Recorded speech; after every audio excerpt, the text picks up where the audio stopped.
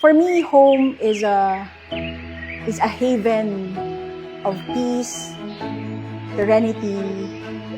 It's a place na where there is love, pwedeng filled of happiness, pwede ring makaramdam ka ng lungkot. But at the same time, you know na there are people around you na kahit anong mangyari, will be with you. Okay? Even sa pinaka-lowest point of your life. For me, that's home.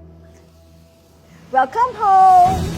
Alam niyo ba, kwento ko na rin, itong lupa na to, itong lugar ng punasan yung bahay namin, nung nagbabas pa lang kami at dumadaan kami sa Torbina, every time na nakikita namin itong lugar na to, tinuturo namin yung bahay doon. Oo. It just so happened na nagulat kami nung tinripping kami nung agent namin from Ayala, na yung tinuturo pala namin from the bus is dito pala yun. Kasi talaga ang question namin noon is how does it feel to live there on top of the mountain? So ako kasi I'm so fascinated with mountains talaga, with nature. Sino mag-aakala na titira kami sa ganito? Sino mag-aakala na magkakaroon ako ng ganitong toy room? Sino mag-aakala na nandito kami ngayon? Nangarap lang kami dati.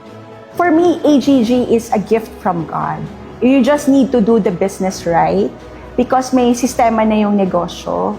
Pag ginawa mo naman talaga yung tama yung negosyo, sinipagan mo dito sa business na to, definitely ire-reward ka din talaga. Ang importante, mangarap. Mangarap, ng mangarap, ng mangarap. Kahit anong pinagdadaanan natin araw-araw, dapat yung pangarap natin tuloy-tuloy. Sa akin, ang home, ito yung lugar na mapipil mo yung love. At saka ito yung lugar na pwede kang umiyak.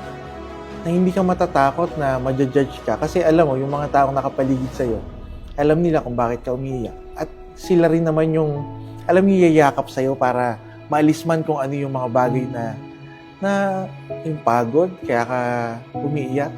Yung ganun. Home sa akin, kung saan malalabas yung natural. Kasi alam mo na, naiintindihan ka nila. Ang AGG kasi naging home ko na for 19 years. And lahat ng promises ng AGG, magmula nung nagsimula, is natupad talaga yun sa buhay namin. Natupad sa buhay ko, natupad sa buhay namin ni Ap Mike, at natupad din sa buhay ng mga anak ko. AGG gave me a beautiful home. Hindi ito mangyayari without AGG. Kaya ako, para sa akin,